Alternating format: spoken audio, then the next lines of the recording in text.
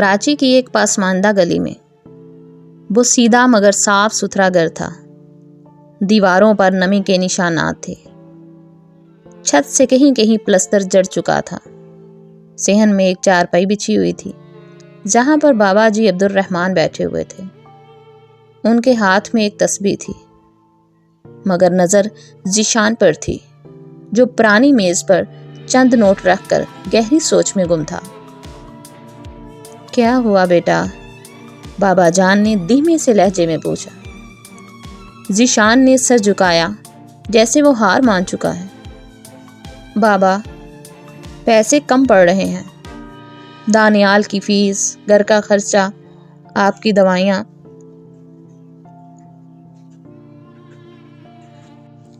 چولہے پر رکھی ہانڈی کی خوشبو آ رہی تھی، مگر فائزہ کی آنکھوں میں یہ خوشبو کسی خوشی کا سبب نہ بن سکی۔ وہ ذیشان کے قریب آ کر بیٹھ گئی۔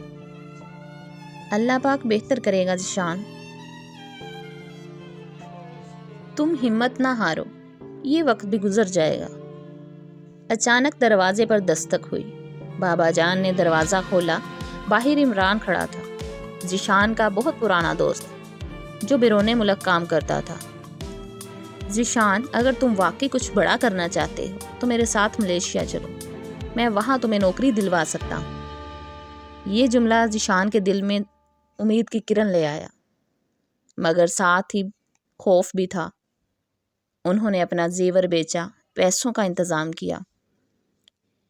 ایئرپورٹ جانے سے پہلے گھر میں غم کی چادر تنی ہوئی تھی۔ دانیال باپ سے لپٹے ہوئے روتے ہوئے، بابا آپ کب واپس آئیں گے؟ ذیشان، بس اس کی آنکھوں میں آنسو تھے۔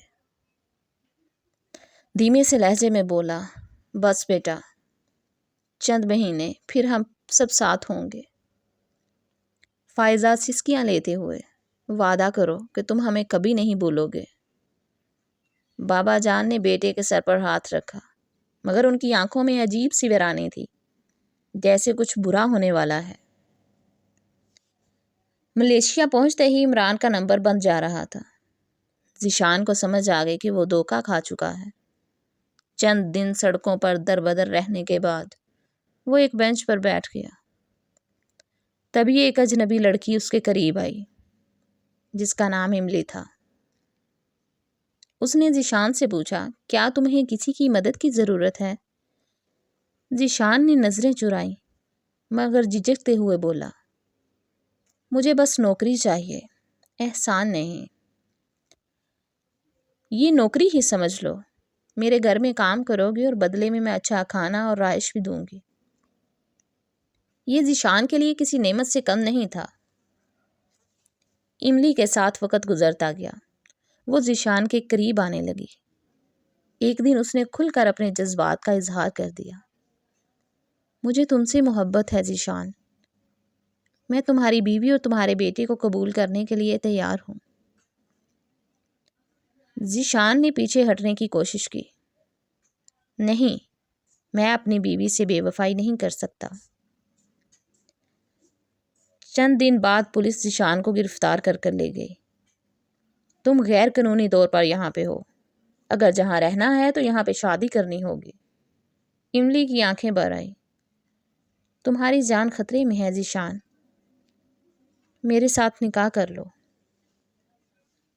ذیشان نے بے بسی سے آنکھیں بند کر لی۔ میں مجبور ہوں فائزہ، مجھے معاف کر دینا۔ پاکستان میں جب فائزہ کے ہاتھ وہ ویڈیو لگی جس میں ذیشان نکاح کر رہا تھا، وہ خاموشی سے زمین پر گر پڑی۔ بابا جان نے جیسے ہی وہ ویڈیو دیکھی ان کا دل ہل گیا۔ ذیشان، تم نے یہ کیا کر دیا؟ فائزہ مر رہی ہے۔ ذیشان کے ہاتھ سے سنتے ہی فون گر گیا۔ وہ زاروں کی طرح رونے لگا، نہیں، میں سب کچھ چھوڑ کر آ رہا ہوں۔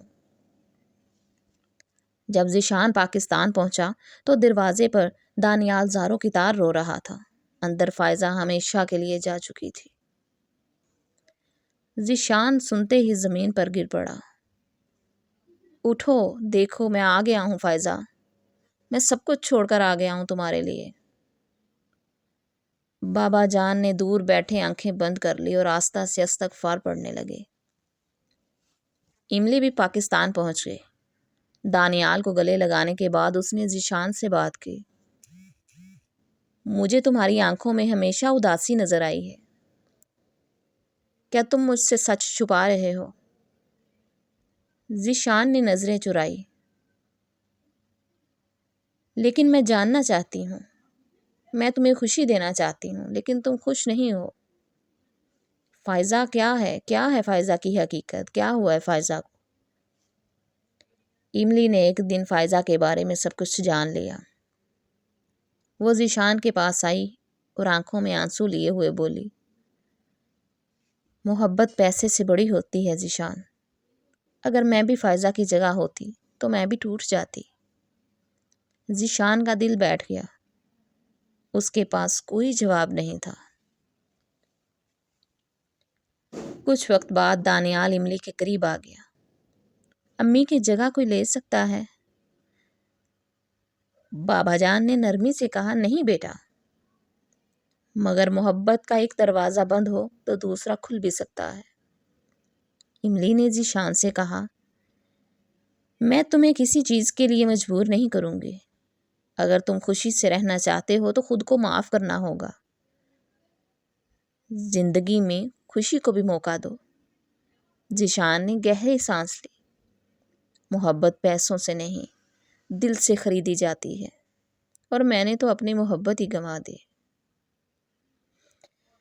بابا جان کے آخری الفاظ تھے۔ وہ کہنے لگے، محبت کو کبھی پیسوں پر قربان مت کرنا، کیونکہ دولت تو واپس آ جاتی ہے، مگر کھوئی ہوئی محبت کبھی واپس نہیں آتی۔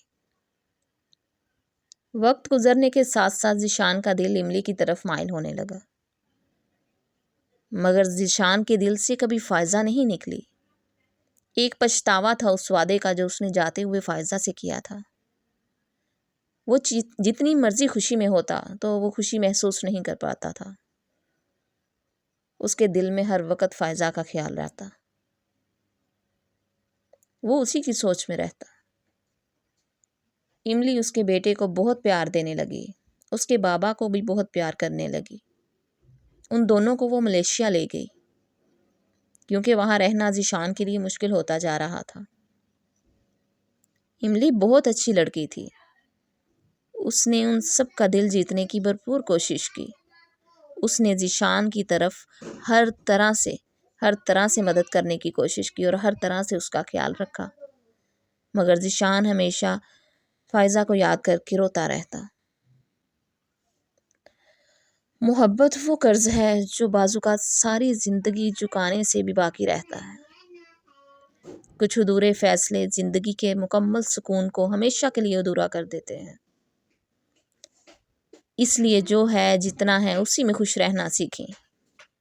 پیسوں کی لالچ میں اپنوں کو چھوڑ کر کبھی مت جائیں۔